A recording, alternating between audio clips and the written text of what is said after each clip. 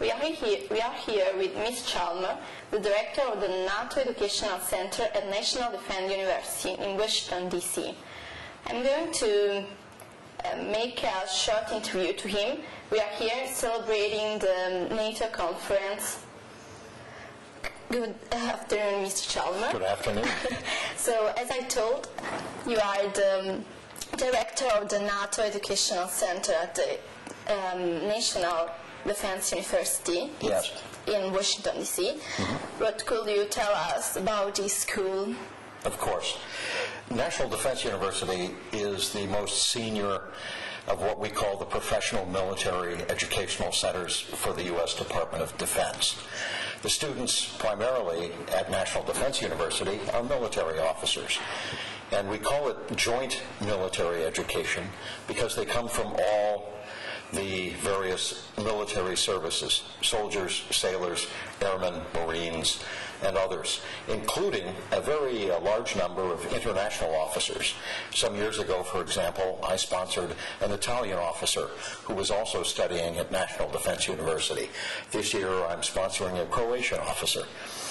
There are a number of colleges within the university, just like an Italian university.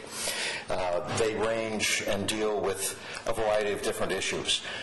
One of them is called the National War College, and it deals with the strategy of conducting military operations and considerations. Another is the Industrial College of the Armed Forces, which deals with logistics and the substance that is needed, the resources for conducting military operations. We also have one that deals in international security affairs, which has a great many international students, in fact, predominantly international students. There is also one dealing with information management called the Information Resource Management College. And then we have a separate campus some hours away in Southern Virginia, which deals at a different educational level in joint force military preparation. So there are a number of colleges. Many of them offer a master's degree in security studies, and our international officers are able to take advantage of that as well. Then there are a number of special programs connected with the university, one of which is our NATO Education Center. And our program deals with predominantly American officers who are going to be taking a position in NATO, either in the military role or working at one of the NATO headquarters in the United States or in Europe. And we have our students for only a very short period of time compared to the other colleges that I mentioned, because ours is very much an immersion program, a preparation program versus a course of long-term study. We have no degrees. Our students are with us for only a very short period of time. Thank you. So NATO was born 6 years ago as a strategic alliance against the USSR alliance. And in your opinion, nowadays, who is the common enemy to, I don't know, to attack, but who is the common enemy, No, in your I understand. opinion? I'm going to share something that might sound a bit unusual. And this is enemy in a different way, perhaps, than you might have met it. But I see that the lack of political will among nations is something that is the most challenging to NATO. Many of our nations, in fact, almost all, have the capacity internally or with their allies to combat an enemy with kinetic force or with operational means. But the larger issue, as I see it, is what the will of the publics and what the will of their governments leads them to do. So I would say political will is the most pressing threat, if you will, or more importantly, the absence of political will. Okay, thank you. Do you think that in the future NATO will become a political and diplomatic alliance rather than a military one? Thank you. That's one of my favorite questions. Good. NATO, since its beginning, since well before you were born, has been and is now a political and civil organization. and it has since 1949 and beyond had a very strong military tool in its toolbox of assets, resources. But to say that NATO is a military organization is something that causes me to immediately respond, no, it isn't. It's a civil organization. It is an organization that follows the wishes of consensus now at 28 nations. And the fact that it may or may not engage in a military operation is taken only with the consensus of those 28. Okay, thank you. Of course. So, can you comment on the Italian role within NATO? Yes. During the conference today, we heard colleagues discuss the significant assets that Italy brings today to the military operations in Afghanistan, for example. And let me just speak to that for a moment. We in NATO, and certainly we in the United States, are well aware that a very specialized force you have in Italy, the Carabinieri, are instrumental in bringing assistance and mentorship and training to the Afghan security forces, to the police forces and others.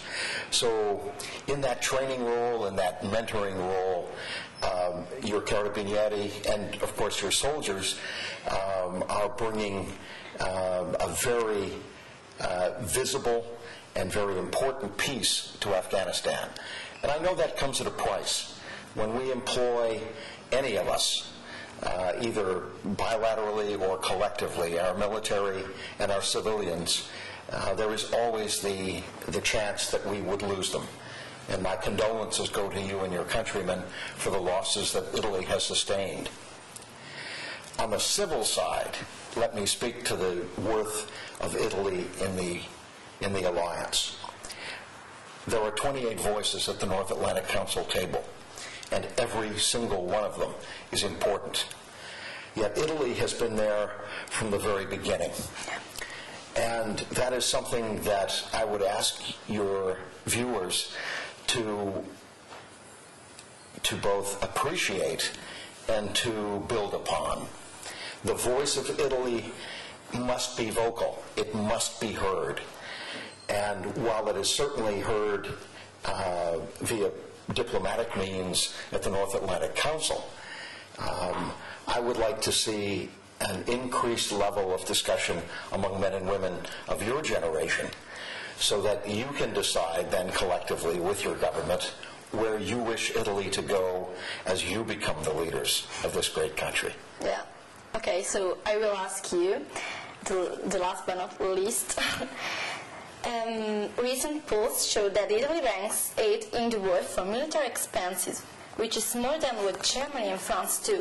Belonging to a more pacifistic generation, I am inclined to say that this is a waste of money.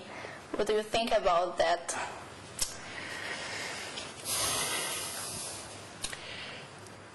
I'm going to be a bit candid and I hope not perceived as a bit rude, but let me put it this way.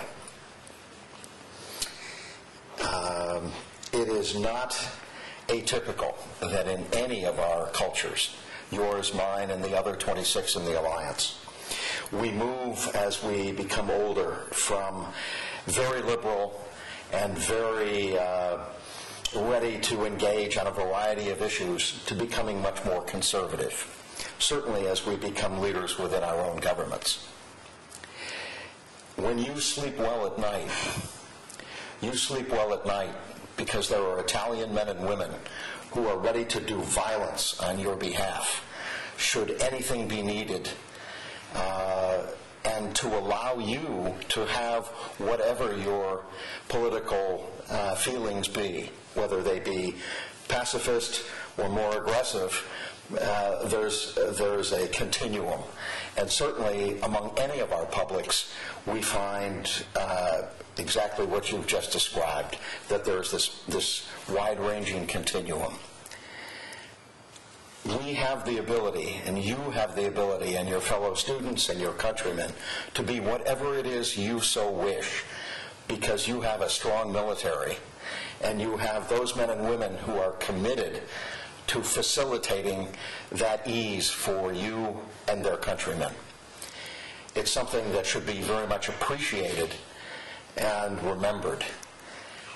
If you did not have these men and women who were so willing, I think we would, all of us in our countries, sleep less well at night.